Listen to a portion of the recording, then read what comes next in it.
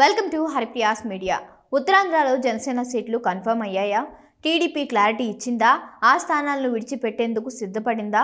Political సర్కిల్లో ఇదే చర్చ నడుస్తుంది. సోషల్ మీడియాలో సైతం వైరల్ అవుతుంది. ఉత్తరాంధ్రలో 32 అసెంబ్లీ స్థానాలు ఉన్నాయి. అందులో కొన్ని స్థానాలను జనసేనకు విడిచిపెట్టేందుకు టీడీపీ సమ్మతించిందని టాక్ నడుస్తోంది.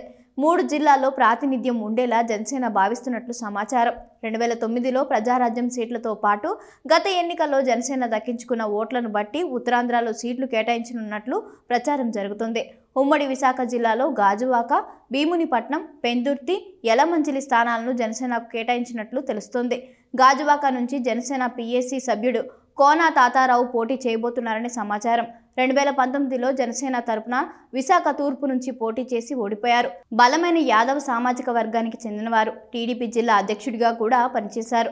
బీసీ నేత కావడంతో ఆయనకు జనసేన గ్రీన్ సిగ్నల్ ఇచ్చినట్లు సమాచారం. భీమిలి నియోజకవర్గానికి సంబంధించి పంచకర్ల సందీప్ ఈసారి పోటీ చేసే అవకాశం ఉంది.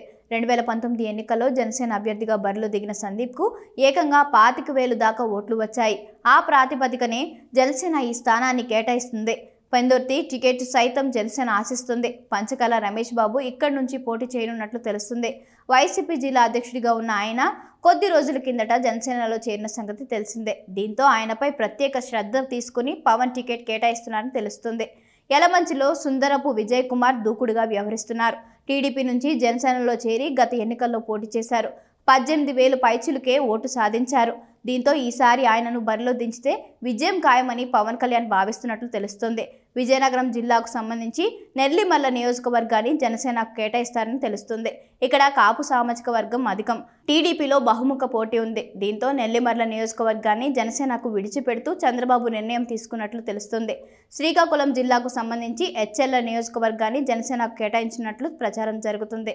ఇక్కడ టీడీపీ తరఫున మాజీ మంత్రి కళా వెంకట్రావు ఇన్ఛార్జిగా ఉన్నారు. ఆయనను విజయనగరం ఎంపీగా పోటీ చేయించి జనసేనకు ఈ స్థానాన్ని కేటాయించేలా ఒప్పందం జరిగినట్లు సమాచారం. మొత్తానికైతే ఉత్తరాంధ్రలో జనసేనకు 6 సీట్లు కన్ఫర్మ్ అయినట్లు ప్రచారం జరుగుతుంది. అయితే దీనిపై ఆ 2 పార్టీల నుంచి ఎటువంటి అధికారిక ప్రకటన వెల్లడి కాలేదు.